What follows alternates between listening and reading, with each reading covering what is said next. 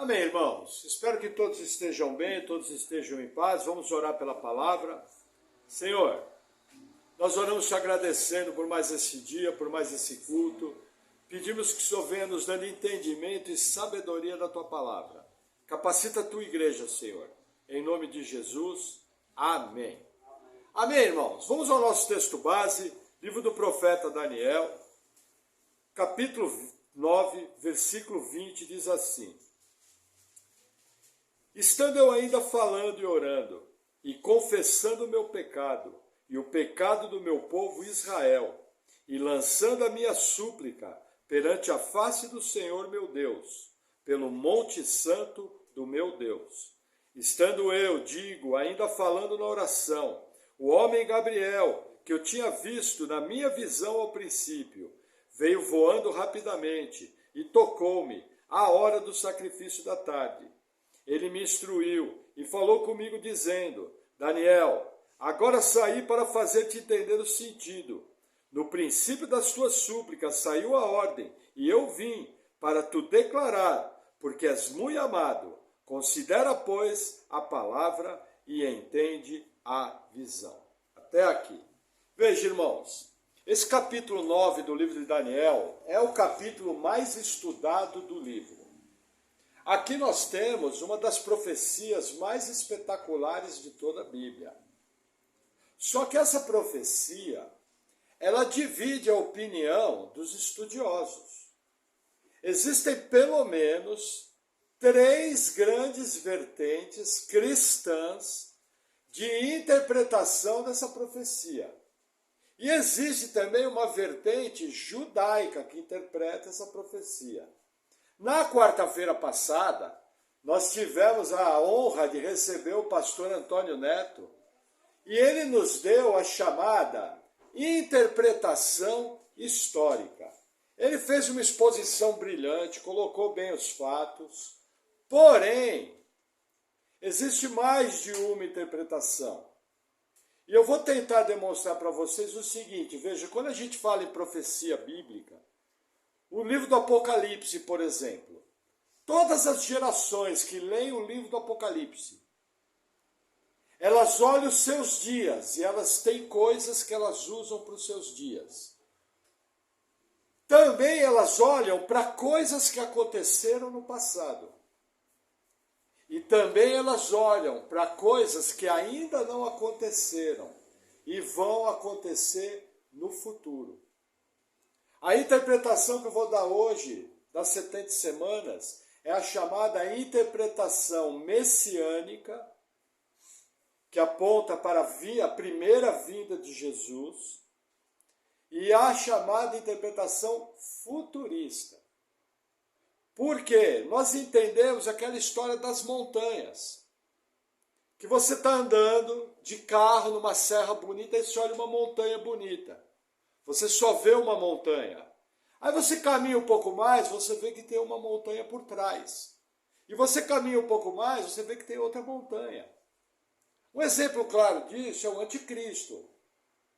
Nosso apóstolo João, quando escreveu o seu epístola, ele fala: já existem muitos anticristos, o espírito do anticristo já opera. Só que isso ele escreveu no primeiro século. No primeiro século, nós tivemos modelos de anticristo. O Marechal Tito, o Imperador Nero, o Imperador Calígula. Aí na história nós vamos ver outros modelos clássicos, como exemplo, Napoleão, Hitler. Porém, vai chegar um dia em que vai vir o anticristo, o filho da perdição, o homem do pecado. Então, o que acontece? Quando eu vejo a profecia das 70 semanas, eu vejo que ela tem uma interpretação muito rica. O que eu quero fazer essa noite? Eu quero deixar o texto falar conosco. E acho muito curioso o quê? Vocês vão ter a oportunidade de verem 2 mestres trabalhar em cima da mesma profecia. Lógico, eu não tenho 5% da capacidade do pastor Antônio Neto. Ele é muito mais gabaritado, muito mais capacitado, muito mais estudado Porém, pela misericórdia de Deus, nós temos condição de apresentar essa outra visão. Existem algumas regras que eu quero falar antes para vocês entenderem o meu raciocínio. Primeiro, eu quero deixar o texto falar conosco. Segundo, seguir a regra de interpretação bíblica, em que a Bíblia explica a Bíblia. Então o que acontece? Eu estou estudando um texto. Primeira explicação que eu tenho que procurar, no próprio texto. Segunda explicação que eu tenho que procurar, no livro. Terceira explicação que eu tenho que procurar dentro da Bíblia, textos mais fáceis, que falam daquele assunto e que me ajudam a compreender o texto mais difícil. A minha primeira pergunta é: profecia bíblica, elas podem ser levadas em consideração de serem exatas? Vou dar um exemplo. Quando a Bíblia fala, uma virgem conceberá, o que você entende?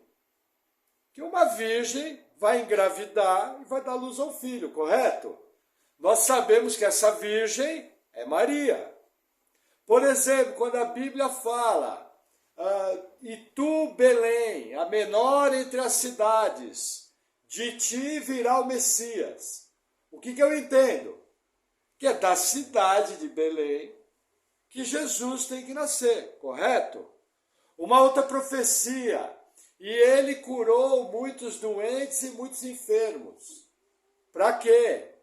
Para comprovar o que falou o profeta na sua profecia. Aí a gente vê Jesus vindo curando.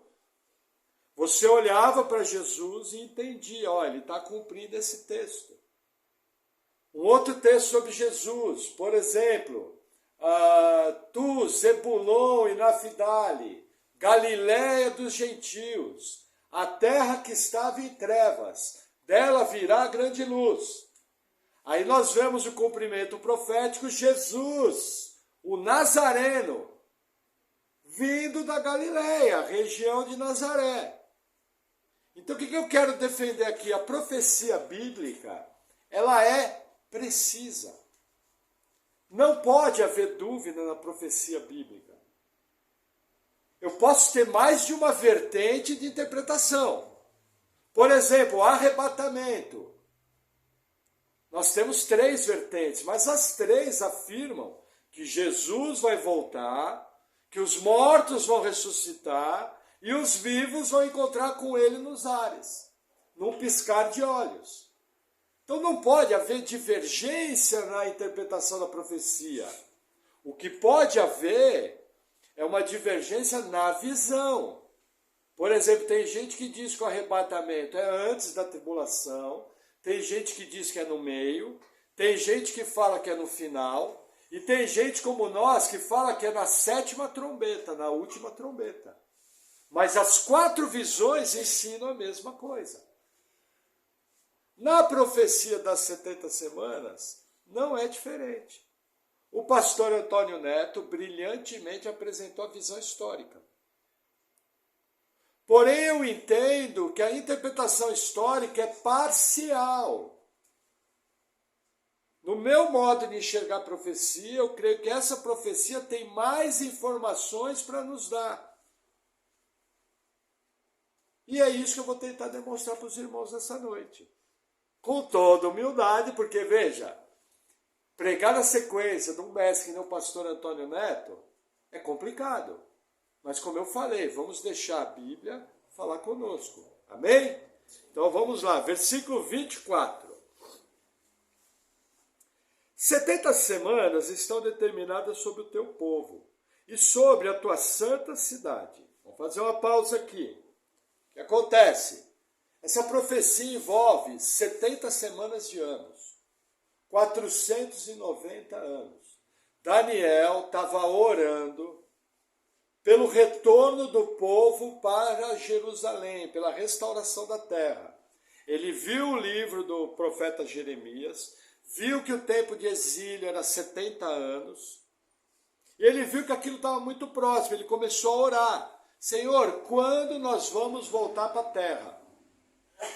Aí o anjo Gabriel é enviado, como nós vimos. Ele fala o seguinte, olha, 70 semanas de anos estão designadas sobre o povo de Israel.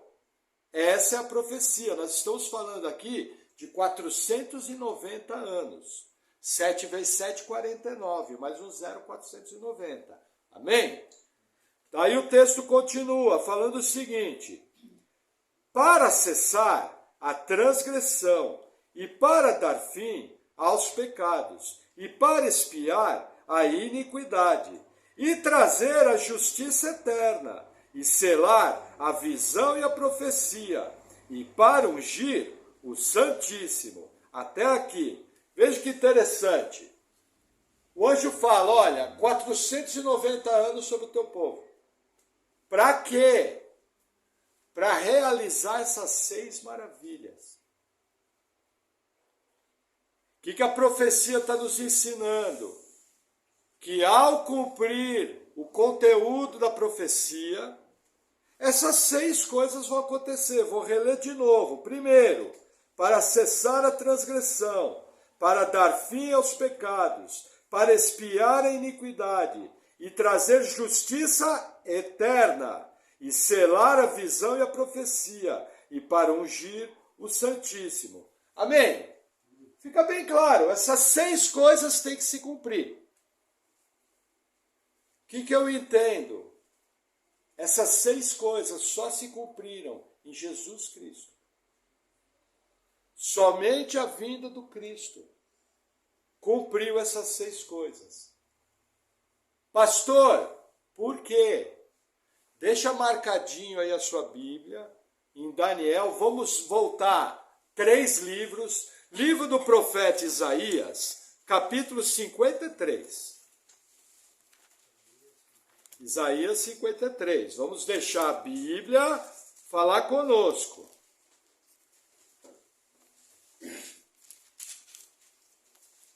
Isaías 53, capítulo clássico da Escritura. Versículo 7. Diz assim, falando de Jesus, essa profecia é sobre o Messias, tá? Ele foi oprimido e afligido, mas não abriu sua boca. Como um cordeiro foi levado ao matadouro, e como a ovelha muda perante os seus tosquiadores. Assim, ele não abriu a sua boca. Da opressão e do juízo foi tirado. E quem contará o tempo da sua vida? Porquanto foi cortado da terra dos viventes. 2 ponto e vírgula. Pela transgressão do meu povo, ele foi atingido. Primeiro ponto da profecia. O que tinha que acontecer? A transgressão do povo. Vamos continuar no texto, versículo 9. E puseram a sua sepultura com os ímpios, e com o rico na sua morte. Ainda que nunca cometeu injustiça, nem houve engano na sua boca. Todavia, ao Senhor agradou moê-lo, fazendo enfermar, quando a sua alma se puser por expiação do pecado, verá a sua posteridade, prolongará os seus dias, e o bom prazer do Senhor prosperará na sua mão. Segunda coisa que o Messias fez, expiação do pecado. Continua o texto, versículo 11. Ele verá o fruto do trabalho da sua alma, e ficará satisfeito com o seu conhecimento, o meu servo, o justo, justificará muitos. Ponto e vírgula, o ponto, porque as iniquidades deles levará sobre si. Aqui nós temos os 3 primeiros cumprimentos da profecia. Ele, pela transgressão do povo, pela expiação do pecado e pela iniquidade do povo. Cumpriu os 3 primeiros. Quando? Na primeira vinda de Jesus. Pastor, as 70 semanas falam em 6 coisas que tem que cumprir. Vamos deixar a Bíblia falar conosco. Próprio livro do profeta Isaías, capítulo 11. Vamos voltar lá. Isaías 11, versículo 1.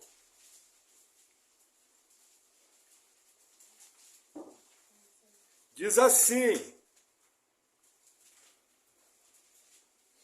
porque brotará um rebento do tronco de Jessé, e das suas raízes um renovo frutificará, e repousará sobre ele o Espírito do Senhor, o Espírito da sabedoria, de entendimento, Espírito de conselho e de fortaleza, o Espírito do conhecimento e de temor do Senhor.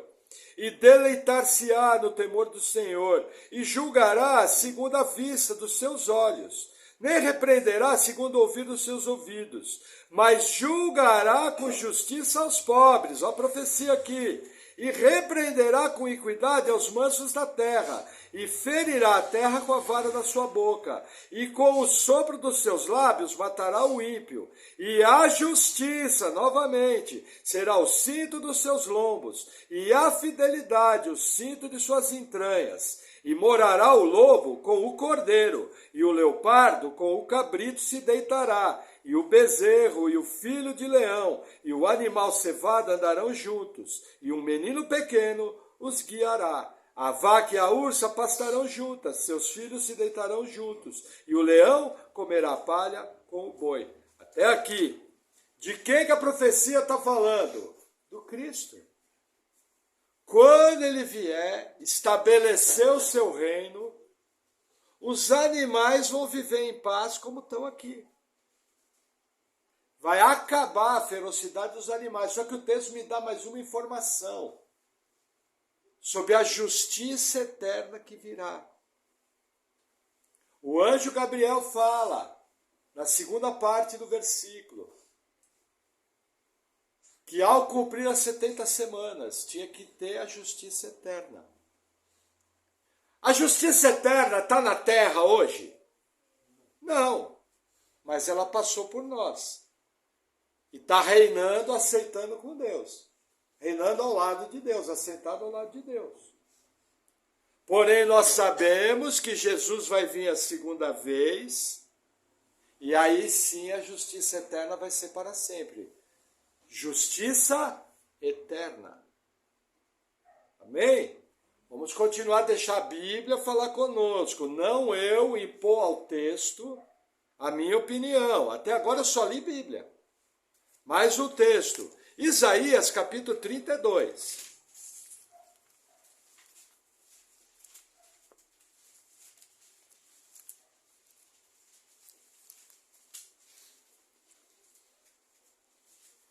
Versículo 1. Eis que reinará um rei com justiça, e dominarão os príncipes segundo o juízo. Até aqui. Que rei que é esse aqui? O Messias, Jesus. Vai reinar com o quê? Justiça. O texto também fala lá das 70 semanas que o Santíssimo ia ser ungido. Nós vamos ver lá que Santíssimo está com a letra maiúscula. O que é o Santíssimo ser ungido? É Jesus ser entronizado como rei na terra. Todo rei de Israel tinha que ser ungido. Então aqui nós temos mais 2 fatos da profecia das 70 semanas. Mas falta um, são 6 maravilhas. Nós só vimos 5 até agora. A profecia pode errar? Se tem 6 lá, eu tenho que encontrar 6. Fechou? Um livro à frente, livro do profeta Jeremias, capítulo 23. Vou abrir direto, amém. Jeremias 23, versículo 5.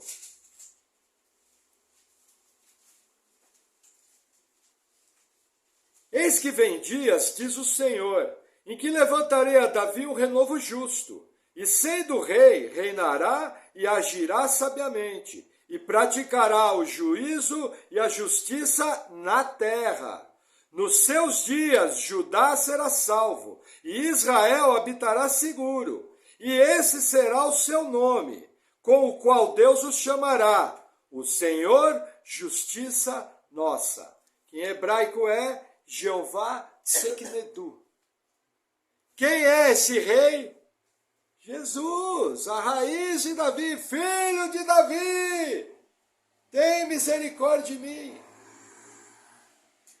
Vamos voltar às 70 semanas. Daniel 9. E vamos reler o versículo. E vamos ver se Jesus cumpriu essas coisas. Daniel 9, 24. Parte B do versículo. Vamos lá. Parte A. 70 semanas estão determinadas sobre o teu povo e sobre a tua santa cidade, para cessar a transgressão e para dar fim aos pecados, para expiar a iniquidade e trazer a justiça eterna, e selar a visão e a profecia, e para ungir o Santíssimo. Olha que Santíssimo aí está com S maiúsculo, é uma pessoa. Entendeu? Aí faltou o quê? Selar a visão e a profecia. O que é selar a visão e a profecia? É cumprir toda a visão bíblica e toda a profecia. Quando que vai ser cumprida toda a profecia bíblica? Quando Jesus vier a segunda vez. Fechei as 6. 3 para a primeira vinda de Jesus, 3 para a segunda vinda de Jesus. Quem é o único ser humano, o Deus homem, que pisou na terra e cumpriu essas 6 coisas? Somente Jesus. Não tem mais ninguém. Você colocar outra pessoa aqui é forçar o texto. Entende porque eu digo que a interpretação histórica, ela é parcial. Na interpretação histórica é colocado Zorobabel e Josué. Mas eles não cumpriram essas 6 coisas. Entendeu? Eles só são apenas chamados o ungido. Mas não cumpre isso aqui totalmente, cumpre tudo parcial. Então grava isso. Só existe um homem, o nosso Deus, Jesus Cristo, que cumpriu essas 6 coisas. Amém? Por isso que a interpretação que eu estou dando é a chamada interpretação messiânica, futurista. Porque ela aponta para a vinda de Jesus. Amém? Mas vamos seguir, vamos deixar o texto falar conosco. Versículo 25. Sabe e entende, desde a saída da ordem, para restaurar e para edificar a Jerusalém, até o Messias, o príncipe, haverá 7 semanas e 62 semanas. As ruas e o muro se reedificarão, mas em tempos angustiosos. Aí ele começa, ele fala, olha, entre a saída da ordem, veja, o povo está fora. Aí tem que haver um decreto, tem que haver uma ordem para o povo retornar para Jerusalém. Aí ele fala o seguinte, entre essa saída da ordem e o Messias, você tem um primeiro período de 7 semanas. E o segundo período de 62 semanas. Aí ele fala, o muro e as ruas e o muro se reedificarão. Vê aí na sua Bíblia, parte B do versículo. Lá na parte A, o que ele está falando? Ó, sabe e entende, desde a saída da ordem para restaurar e para edificar a Jerusalém. Qual é o alvo da profecia? Edificar a Jerusalém primeiro e restaurar as ruas e os muros. Amém? Tem 3 decretos que fizeram isso. A Bíblia fala de 3 decretos. Vamos novamente deixar a Bíblia falar conosco? E ver quais são esses decretos? Vamos abrir, deixa marcadinho aí, livro de Esdras, capítulo 1. Lá no Antigo Testamento, se você chegar em Crônicas e Reis, puxa o freio e volta um pouco. Se você chegar em Salmos e Jó, vai mais um pouquinho. Ó, eu cheguei em 2 Crônicas, então eu vou voltar, já estou em Esdras. Esdras capítulo 1.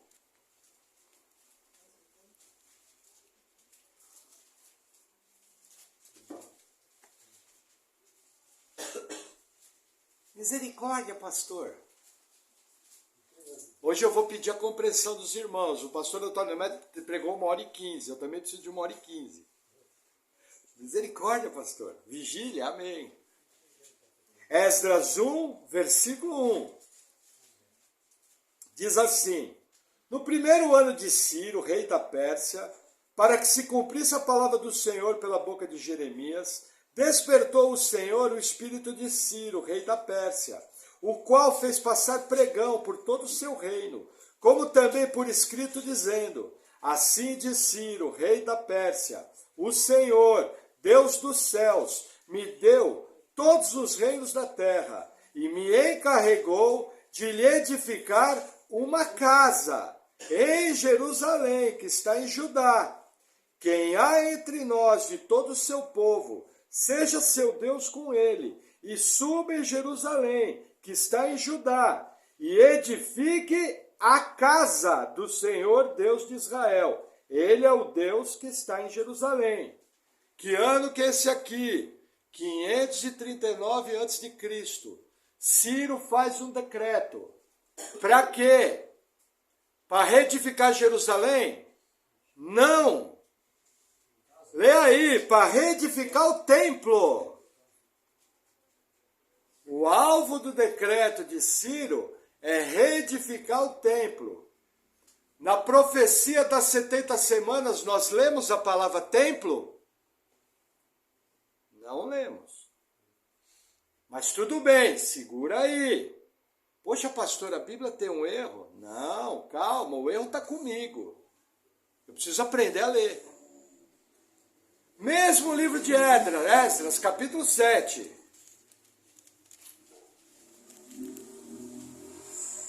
Versículo 12.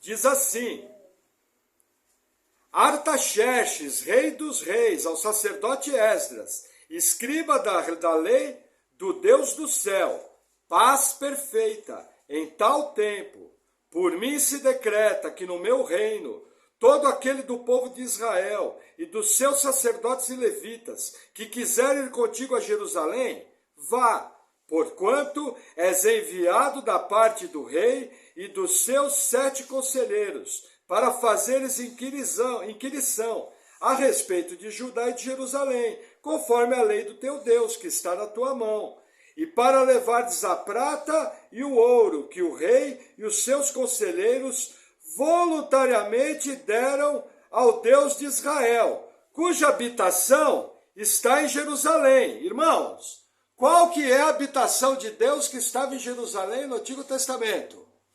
O templo. Aonde Deus habitava em Jerusalém, irmãos? No santuário, no templo. Mas vamos continuar a leitura. Vamos ver se o irmão Maurício está lendo bem. Versículo 16. E toda a prata e o ouro que achares em toda a província de Babilônia, com as ofertas voluntárias do povo e dos sacerdotes, que voluntariamente oferecem, para a casa de seu Deus, que está em Jerusalém. Qual que é o alvo do decreto? A casa de Deus, o templo. Amém? Estou inventando coisa? Deus me guarde de inventar coisa. Os 2 textos, os 2 decretos. O primeiro, 539, qual é o imperador Ciro? Quem voltou para Jerusalém? Zorobabel e Josué. Qual a ordem do decreto? Reconstruir o templo. Segundo decreto, 80 anos depois, 457, sacerdote Esdras, recebe uma ordem para quê? Para levar material, para restaurar o culto no templo. E os objetos do templo. A profecia fala de reedificar Jerusalém, restaurar as ruas e os muros. Nossa, pastor, então a profecia não se cumpriu? Lembra que eu falei que profecias são precisas? Se a profecia fala que vai restaurar Jerusalém, vai restaurar rua e muro, eu tenho que procurar restauração da rua e do muro. Se a profecia fala do cumprimento das 6 maravilhas, eu tenho que procurar quem cumpriu as 6. Profecias são precisas, senão elas deixam de ser profecia. Amém? Mas para alegria nossa e dos irmãos, tem mais um decreto. Próximo livro, livro de Neemias, capítulo 2. Vira algumas páginas aí. Neemias 2. Versículo 1. Sucedeu, pois, no mês de Nissan, no ano 20º do rei Artaxerxes, que estava posto vinho diante dele, e eu peguei o vinho e dei ao rei, porém eu nunca estivera triste diante dele. E o rei me disse, por que está triste o teu rosto? Pois não estás doente. Não é isso senão tristeza de coração? Então temi sobremaneira. Gente, Neemias tinha o cargo mais importante, ele era o copeiro do rei. Ele experimentava o vinho e a comida que o rei ia comer e tomar. E ele fala no texto que ele nunca ficou triste diante do rei. Só que o rei olhou para ele e viu que ele estava triste. E falou, olha, você não está doente. Essa tristeza é tristeza de coração. E aí ele ficou com medo. Por quê? Porque ele não pode ficar pesando o clima perto do rei. Ele é um copeiro, ele tem que trazer alegria, palavras alegres. Mas esse rei era bondoso, ele continua o diálogo. Olha o que aconteceu, versículo 3. E disse ao rei, viva o rei para sempre. Como não estaria triste o meu rosto, estando a cidade, o lugar dos sepulcros dos meus pais, assolada, e tendo sido consumidas as suas portas a fogo? Aí Neemias explica o motivo. Chegaram para ele notícias de que Jerusalém estava com as portas queimadas a fogo e que a cidade continuava destruída. 90 anos depois que Zorobabel e Josué vieram, o ano aqui é 445 a.C. 90 anos depois, Jerusalém continuava com as suas ruas destruídas, as portas queimadas. E os muros destruídos. O texto vai falar mais à frente. Versículo 4. E o rei me disse, que me pedes agora? Então orei ao Deus dos céus. Versículo 5. E disse ao rei, se é do agrado do rei, e se o teu servo é aceito em tua presença, peço-te que me envies ajudar as cidades dos sepulcros dos meus pais, para que eu a reedifique. Então o rei me disse, estando a rainha sentada junto a ele, quanto durará a tua viagem? E quando voltarás? E aprove ao rei enviar-me, apontando-lhe eu o certo tempo. Disse mais ao rei, se ao rei parece bem, deem-se-me cartas para os governadores da além rios, para que me permitam passar até que eu chegue a Judá, como também uma carta para Asaf, guarda da floresta do rei, para que me dê madeira, para cobrir as portas do paço da casa, vírgula, para o muro da cidade e para a casa em que eu houver de entrar. E o rei mas deu, segundo a boa mão de Deus sobre mim. O que ele pediu? Para voltar a Jerusalém, para reconstruir as portas e reconstruir o muro, e reedificar as casas que ele encontrasse. O que o rei fez? Fez uma carta, um decreto, e enviou a Neemias.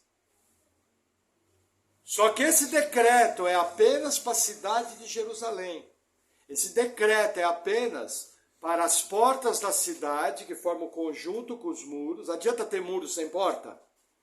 Adianta ter porta sem muro? Não, é o conjunto. E para as ruas, as casas que estavam destruídas.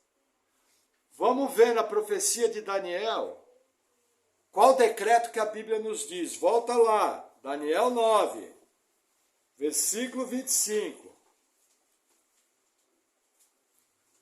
Sabe e entende, desde a saída da ordem para restaurar, vírgula, e para edificar a Jerusalém, até o Messias, o príncipe, haverá 7 semanas e 62 semanas, vírgula, as ruas e o muro se reedificarão, mas em tempos angustiosos. Qual decreto encaixa aqui? O primeiro que falava do templo em 538, o segundo que falava do serviço do templo em 457, ou o terceiro que falava da reedificação dos muros e das portas? Qual encaixa? O terceiro, de Neemias. Estou inventando? Estou forçando a interpretação? Não. Então aqui eu tenho a data do decreto. 445. Pastor, será que é verdade? Veja, se a profecia fala 7 semanas mais 62 semanas até o Messias, os irmãos concordam que a data tem que bater? Senão pica a Bíblia. Não é mais profecia. Amém? Agora nós vamos falar um pouquinho de matemática bíblica. Deixa eu te falar uma coisa. Se você pegar qualquer autor e dar uma data exata, o dia exato, o mês exato, o ano exato, desconfie. Porque é impossível. Por que, pastor? A profecia não é precisa? A profecia é precisa. Mas o nosso calendário é impreciso. Só para vocês terem uma ideia, a Bíblia foi escrita num calendário lunar. O ano tem 360 dias. Nosso calendário é solar. Nosso ano tem 365 dias, 25. Já começa aí. Segundo problema, quando o calendário foi feito por um monge no ano de 525 depois de Cristo. O nome desse monge era Dionísio Exíguo. E ele fez o nosso chamado calendário gregoriano. E esse calendário passou a ser usado. Século V, 1500 anos atrás. Só que passados 13 séculos, 1700, 1800, eles descobriram pela astronomia que ele tinha errado entre 8 e 5 anos. Amém? Por isso que eu não tenho condição da data ser exata. Fechou? Mas eu tenho condição da data ser bem aproximada. Os irmãos concordam? Se a profecia está falando em anos, aqui veja, Jeremias falou em 70 anos para voltar da terra. Eles voltaram aproximadamente 70 anos. Cumpriu? Cumpriu. Foi exato? Foi exato. Daniel está orando pela mesma data. E a Bíblia está me falando aqui de 49 anos e de 434 anos até o Messias, que dá 483. A conta é fácil, a profecia toda são 70 semanas. Menos uma semana que fica faltando, 483. Veja que interessante, presta atenção. O decreto foi feito em 445. Se você adicionar 483 anos, você vai chegar no ano 38 depois de Cristo. Sabe que ano que Jesus nasceu? Jesus nasceu no ano 6 antes de Cristo. Jesus tinha mais de 30 anos quando começou a ser rabino. O ministério de Jesus foi na década de 30 depois de Cristo. Eu vou mais longe. O Evangelho de Lucas tem a única data fixa da história do Novo Testamento. Lucas capítulo 3 fala o seguinte: no 15º ano de César Tibério, veio João Batista batizando na Judéia. Essa é a única data fixa de todo o Novo Testamento. César Tibério começou a reinar no ano 12, como regente. No ano 14, ele passou a ser César. 12 com 15, 27. Só que Jesus se batiza logo após o ministério de João Batista. O batismo de Jesus aconteceu entre 27 e 28. A Bíblia me ensina que Jesus passou por pelo menos 3 festas anuais. Todos os intérpretes dizem que o ministério de Jesus durou 3 anos e meio. 27, primeiro ano de ministério, 28. Segundo ano de ministério, 29. Terceiro ano de ministério, 30. Fechou? 30 com 38, não está próximo? Sim ou não? Descontando o problema do calendário. Você tira entre 8 e 5 anos. Bateu.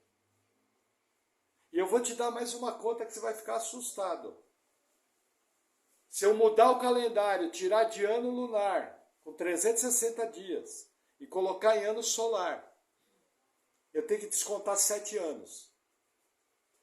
E meio. 7 anos e uns quebrados. Quanto que dá 38 menos 7,5? Metade do ano 30. Quando que Jesus foi crucificado? Provavelmente, primeiro semestre do ano 30. Podendo haver uma diferença de até 2, 3 anos.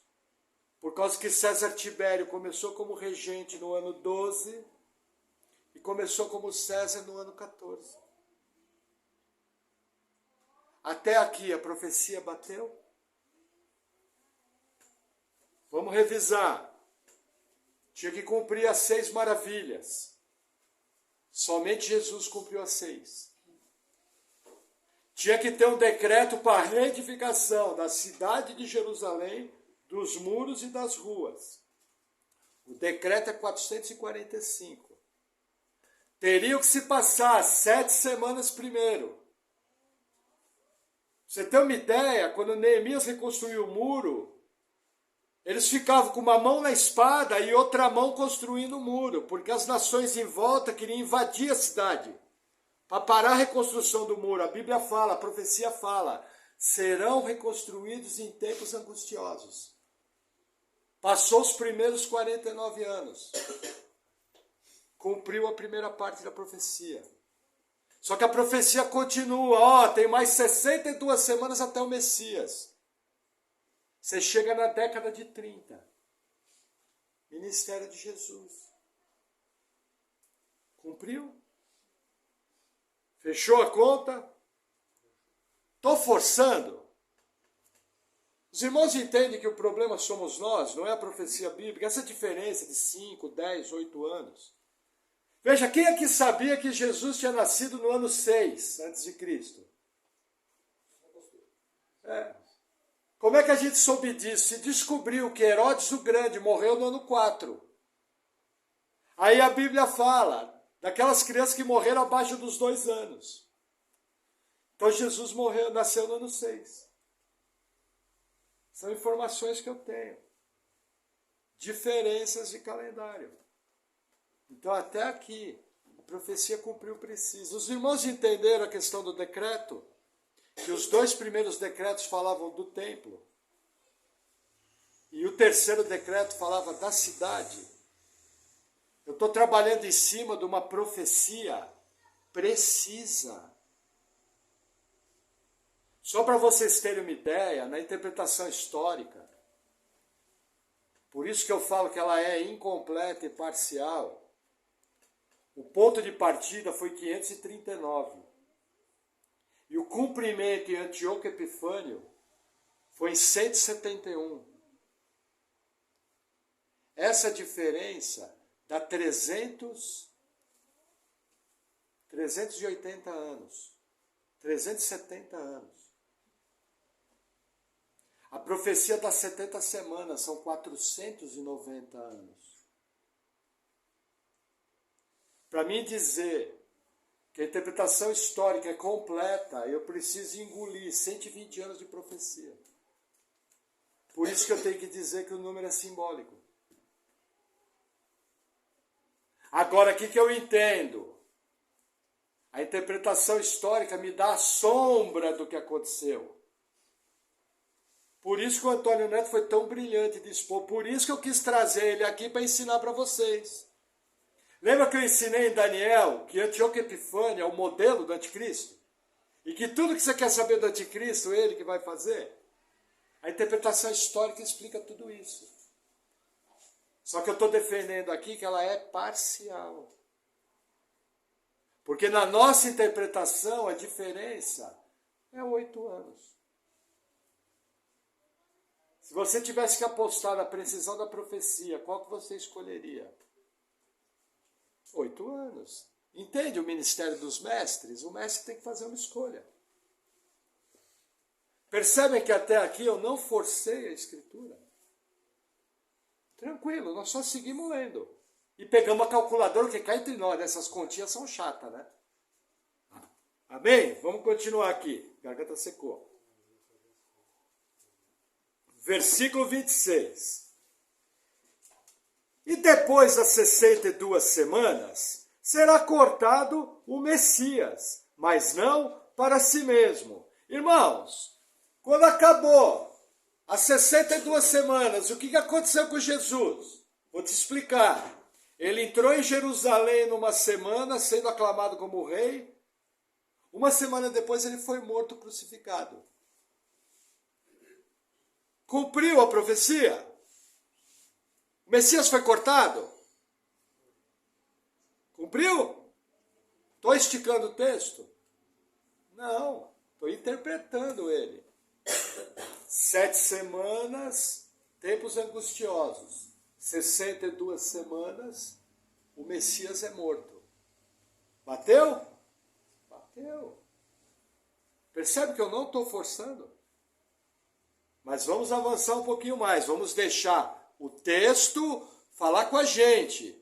Não eu falar com o texto. Gravem isso, faz toda a diferença. Continuando o versículo 26. Vou reler para os irmãos se perderem. E depois das 62 semanas será cortado o Messias, mas não para si mesmo. Ponto e vírgula, começa outro pensamento. E o povo do príncipe que há de vir destruirá a cidade e o santuário. E o seu fim será como uma inundação. Até aqui, vamos fazer uma pausa. O que ele fala? Que o Messias ia ser morto e que viria um príncipe. E que o povo daquele príncipe faria uma coisa, destruiria, vamos reler? A cidade e o santuário, o templo. Amém? Estou lendo certo? Está escrito aí na sua Bíblia, a cidade e o santuário? Claudoir, está escrito aí, me ajuda. João, está escrito aí, a cidade e o santuário? Está escrito, destruirá a cidade e o santuário. Amém? Deixa eu dar uma informação para vocês. Na interpretação histórica, ela fecha em Antíoco Epifânio, correto? Antíoco Epifânio não destruiu Jerusalém, nem destruiu o santuário.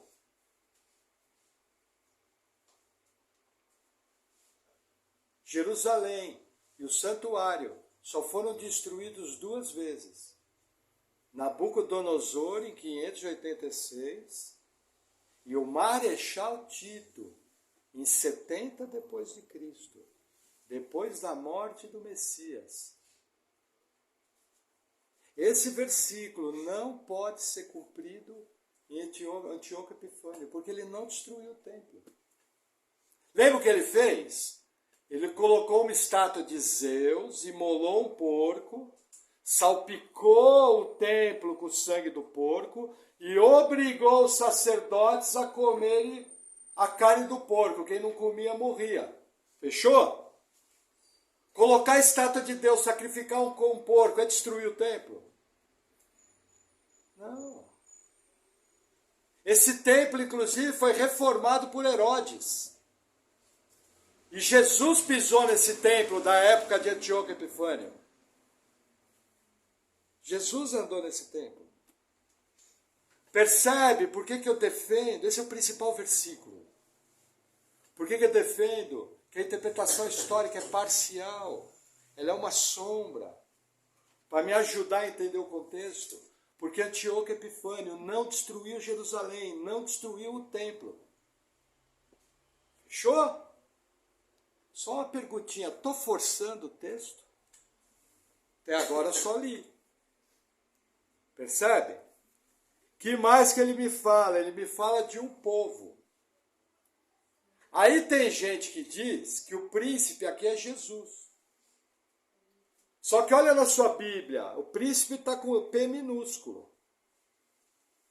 E outra coisa, o povo de Jesus não destruiu Jerusalém. Quem destruiu Jerusalém foram os romanos, juntamente com os árabes, juntamente com os egípcios, juntamente com os sírios, juntamente com os de Tiro e Sidom, e juntamente com todos aqueles povos da região. Foram eles que destruíram o templo. Aí vem a minha pergunta. Até aqui, a profecia das 70 semanas se cumpriu? Se cumpriu. Precisamente. Gente, não foi preciso? Preciso. Jesus cumpre as 6 maravilhas. O muro e a cidade são reconstruídos. A data vai até a década de 30, mais ou menos. O Messias é morto. E 40 anos depois, a cidade é destruída, o templo é destruído. Cumpriu tudo. Só que falta uma semana. São 70 semanas. Foram só 69. E aí o texto continua. Versículo 26. Não, final do 26. Eu vou reler o 26. E depois das 62 semanas, será cortado o Messias, mas não para si mesmo. E o povo do príncipe que há de vir destruirá a cidade, o santuário, o seu fim será como uma inundação. E até ao fim haverá guerra. Estão determinadas as assolações. E ele firmará aliança com muitos por uma semana. E na metade da semana fará cessar o sacrifício e a oblação.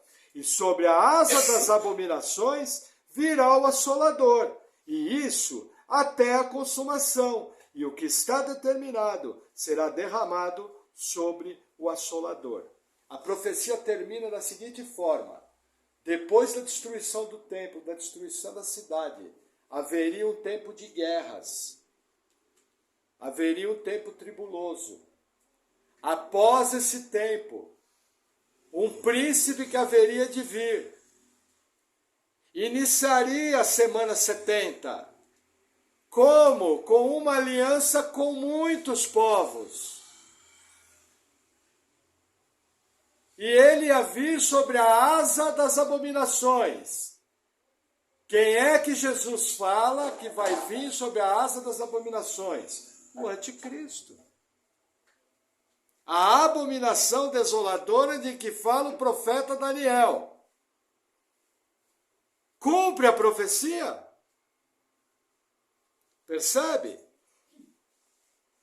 Mas, pastor, engraçado, né? A cidade foi destruída em 70. Mas o anticristo ainda não veio. O pastor está querendo me dizer que tem um espaço de tempo entre a semana 69 e a semana 70? Sim. Como que eu sei disso? Evangelho de Lucas. Vamos lá, Evangelho de Lucas, que é mais rápido. Capítulo 21.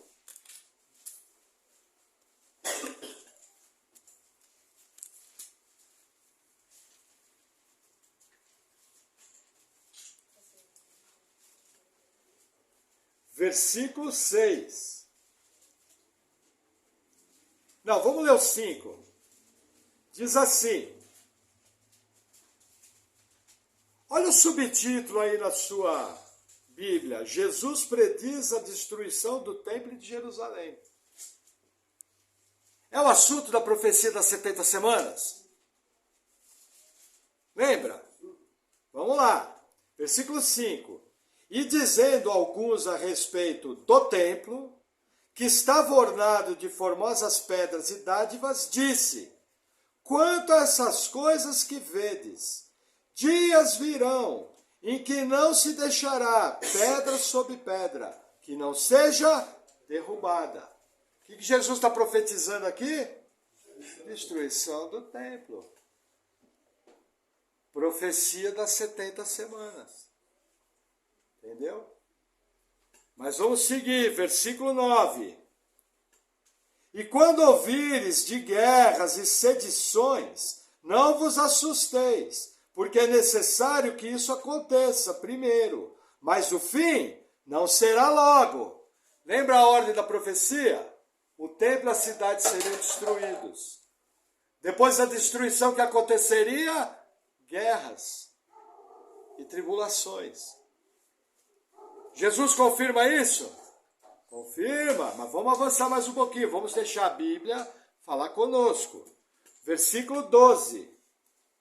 Mas antes de todas essas coisas, lançarão mão de vós e vos perseguirão, entregando-vos às sinagogas e às prisões, e conduzindo-vos à presença de reis e presidente, por amor do meu nome. Versículo 20. Mas quando virdes Jerusalém cercada de exércitos, sabei então que é chegada a sua desolação. Então os que estiverem na Judéia, fujam para os montes. Amém? No mesmo texto, no Evangelho de Mateus, Jesus adiciona e fala: e quando vocês virem o abominável da desolação. Vamos ler lá, Mateus 24, volta 2 livros. Mateus 24. Melhor deixar a Bíblia falar, que a Bíblia fala melhor do que eu.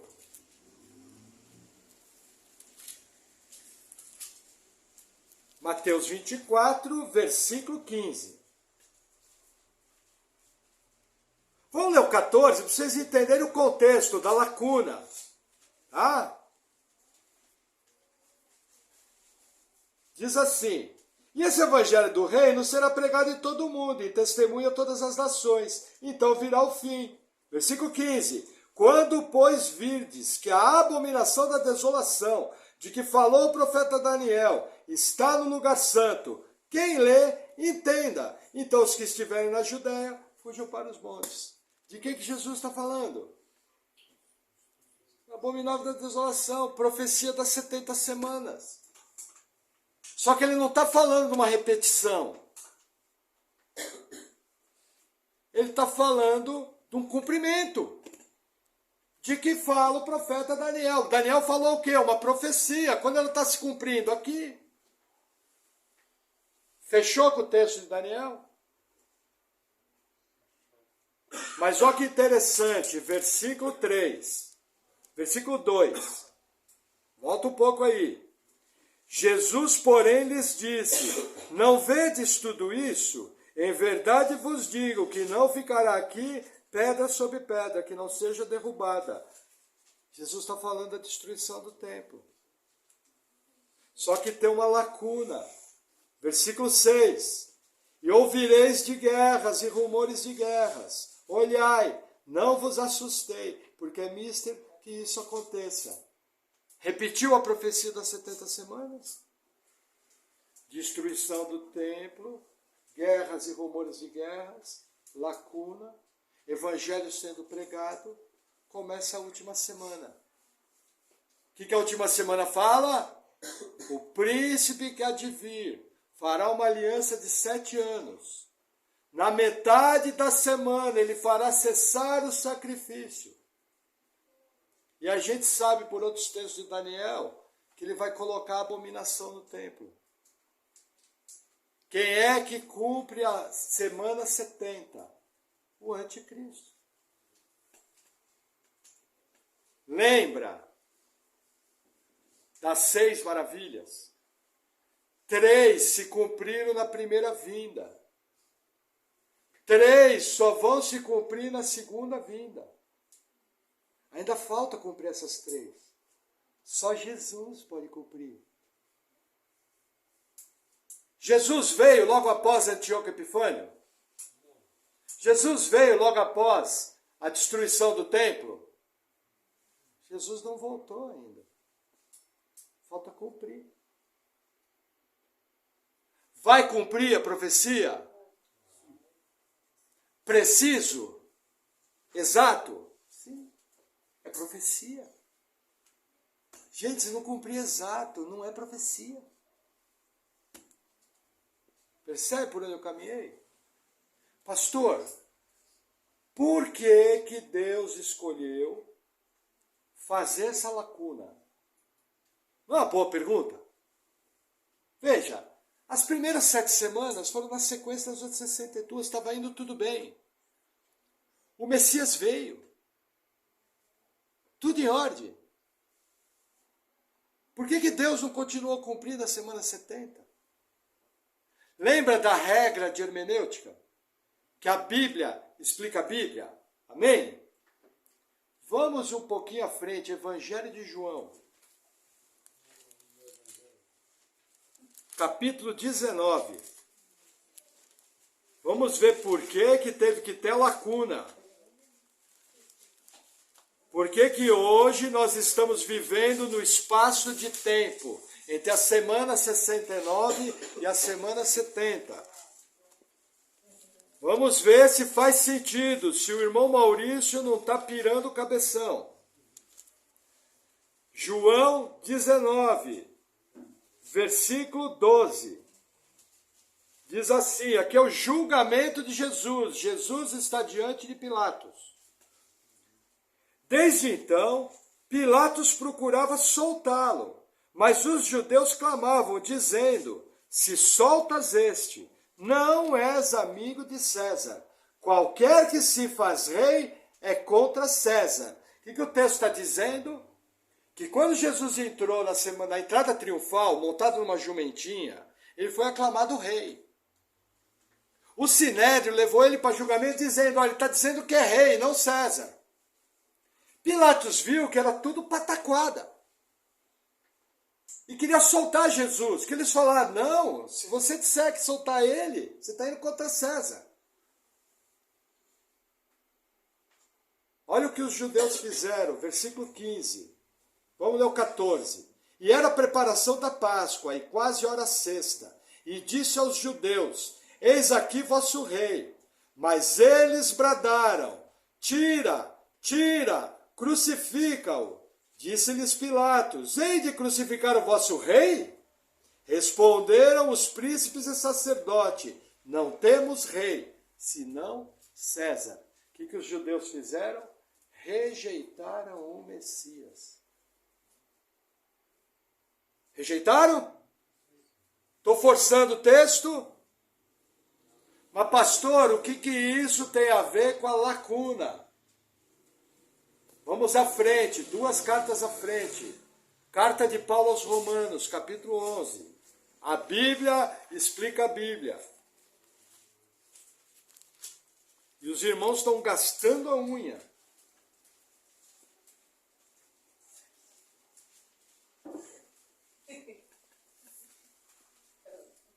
Romanos 11, versículo 1. O apóstolo Paulo falando, qual é o contexto aqui? Já havia nessa época gente falando que Deus tinha abandonado Israel, que Deus tinha cortado do plano Israel. Isso é ensinado em algumas igrejas até hoje. Você vai nas igrejas dos queridos irmãos aliancistas, eles dizem que Deus não tem mais nada a ver com Israel. Nós não concordamos com essa visão, nós entendemos o quê? Israel, para ser salvo hoje, precisa crer em Jesus. Israel não pode ser salvo por apenas ser um povo. Eles são povo escolhido de Deus da antiga aliança, deles são as promessas, mas eles crendo em Jesus entram na aliança. Então é essa a questão aqui. Deus cortou Israel do plano ou não? Vamos ver o que Paulo fala. 11:1. Digo, pois, porventura Deus rejeitou seu povo? De modo nenhum, porque também eu sou israelita, da descendência de Abraão, da tribo de Benjamim. Deus não rejeitou seu povo, que antes conheceu. Ou não sabeis que a Escritura diz de Elias, como fala Deus contra Israel, dizendo, Senhor, mataram teus profetas e destruíram teus altares, e só eu fiquei, e buscam a minha alma. Mas que lhe diz a resposta divina? Reservei para mim 7.000 homens que não dobraram os joelhos a Baal. Versículo 5. Assim, pois, também agora nesse tempo, ficou um remanescente, segundo a eleição da graça. O que Paulo está ensinando aqui? Deus rejeitou Israel? Não! Eu sou judeu e fui salvo, mas ficou um remanescente. Quem? Paulo, Pedro, José de Arimateia, Nicodemos, Maria Madalena. Entenderam? Todos os discípulos, exceto Lucas, que não era judeu. Ficou um remanescente. Deus começou a salvar Israel pela fé no Messias. Tá, pastor, mas aonde que está a lacuna? Lembra? A janela de tempo.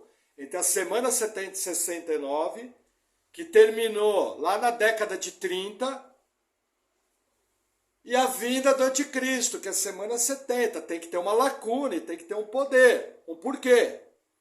Primeiro ponto, Israel já rejeitou o Messias como rei. A profecia ensinava o seguinte, que quando o Messias vir, sentado numa jumentinha, ele tem que ser aclamado como rei. E ele vai restaurar todas as coisas. Só que Israel rejeitou o Messias. Agora vocês vão entender o porquê da janela, o porquê da lacuna. E depois de ouvir isso, seu coração vai ficar mais agradecido por Deus. Olha que legal. Versículo 7. Pois que o que Israel buscava não o alcançou, mas os eleitos o alcançaram. E os outros foram endurecidos. Olha o que Paulo fala. Tem dois tipos de pessoas em Israel. Os que, como ele, creem em Jesus. E os outros que foram endurecidos e não creram em Jesus. Lembra que eles falaram, não temos rei, senão César. Bateu? Mas vamos continuar, versículo 11. Digo, pois, porventura tropeçaram para que caíssem? Qual que é a pergunta aqui? Eles tropeçaram para ser destruídos? Paulo responde, de modo nenhum, mas pela sua queda veio a salvação dos gentios, para os incitar aos ciúmes. E se a sua queda é a riqueza do mundo, e a sua diminuição a riqueza dos gentios, quanto mais a sua plenitude. Versículo 25. Porque não quero, irmãos, que ignoreis esse segredo, para que não sejais sábios em vós mesmos. Vira a página. Que o endurecimento veio em parte sobre Israel, até que a plenitude dos gentios haja entrado. E assim, todo Israel será salvo, como está escrito, de Sião virá o libertador, e desviará de Jacó as suas impiedades. E esta será a minha aliança com eles, quando eu tirar os seus pecados. Primeiro ponto, qual que era uma das maravilhas que Jesus tinha que resolver fazer? Tirar os pecados de Israel. Cumpre aqui? Sim. Só que olha que interessante, acho que os irmãos não perceberam. Se eles não tivessem rejeitado o Messias, imediatamente ia ser estabelecido o reino. E sabe aonde nós estaríamos hoje? No inferno. Entendeu a seriedade? Deus deu a lacuna. Vamos ler o 25. Vamos ler de novo o 25. Ó, porque não quero, irmãos, que ignoreis este segredo, para que não sejais sábios em vós mesmos, que o endurecimento venha em parte sobre Israel, vírgula, até que a plenitude dos gentios haja entrado. O que falta acontecer? Todos os gentios que tiveram seu nome escrito no livro da vida, antes da fundação do mundo, seriam alcançados. Isso aí já aconteceu? Não, porque assim que acontecer, todos os eleitos de Israel vão ser alcançados também na sequência. Quando que isso vai acontecer? Nas 70 semanas de Daniel. A lacuna veio por minha causa e por sua causa. Se Israel não tivesse rejeitado o Messias, o reino tinha sido estabelecido. E nós nunca seríamos salvos. Mas porque Deus escreveu seu nome no livro da vida antes da fundação do mundo, quando Israel rejeitou, que eles foram endurecidos, Deus abriu a lacuna.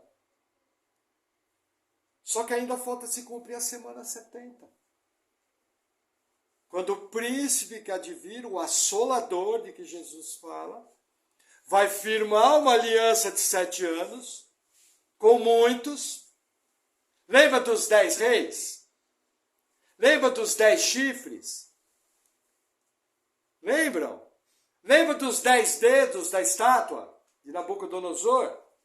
Firmará aliança com muitos. Mas na metade da semana fará cessar o sacrifício e vai colocar a abominação desoladora. É a 70ª semana que está por vir. Amém? Algumas aplicações práticas. Irmãos, eu creio que essa é a melhor interpretação da profecia. Porém, eu creio que a interpretação histórica que o pastor Antônio Neto trouxe nos mostra o quê?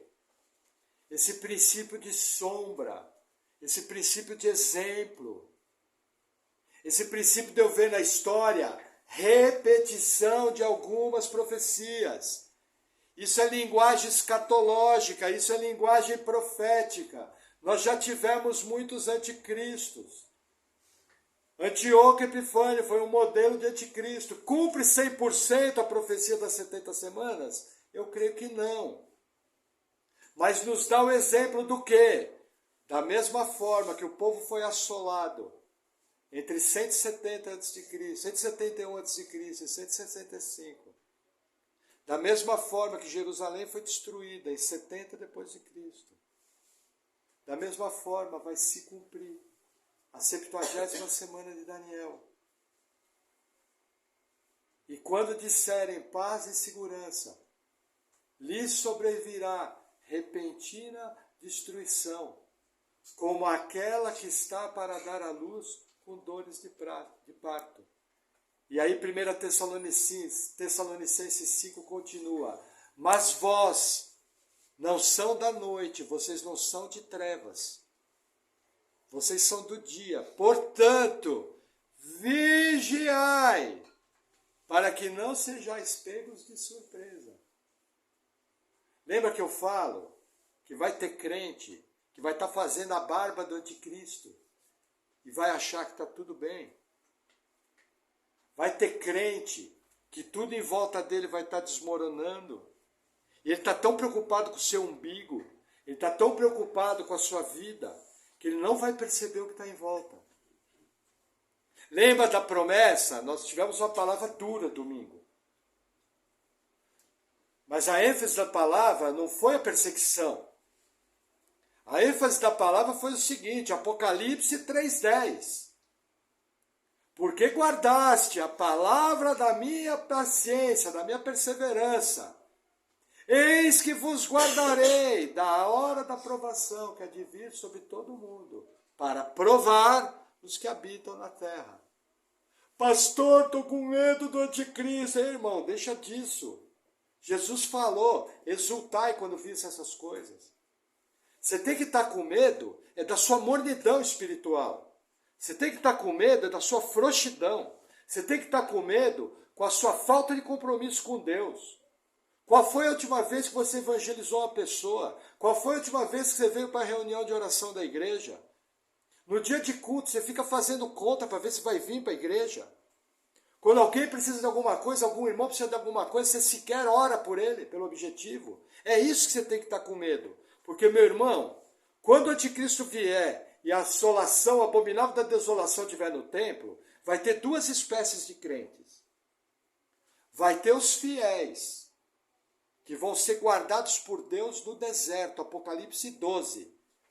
E Deus deu as duas asas da grande águia para guardar a mulher, que é a igreja, longe da vista da serpente. E vai ter uma segunda espécie de crentes. Apocalipse 20, versículo 4. E vi tronos, e neles foram assentados aqueles que foram decapitados pelo anticristo, mas não cederam até a morte, deram todo o seu testemunho. Estou parafraseando o versículo. A pergunta é, em qual dos dois grupos você vai querer estar? Eu vou dar a minha resposta. Com todos os meus defeitos, com todas as minhas limitações, eu vou me esforçar para ser achado testemunha fiel, para ter compromisso com Deus. Porque essas profecias vão se cumprir. E da mesma maneira que as 69 semanas se cumpriram, a gente sabe que as 70 vai cumprir. E dias de trevas estão guardados pelo mundo. Nesses dias, nós cristãos vamos ser colocados como fora da lei. Esse livro vai ser proibido. E as igrejas vão ser fechadas. E a pergunta que não quer calar: você é uma testemunha fiel? Amém? Vamos orar? Que Deus tenha misericórdia na nossa vida.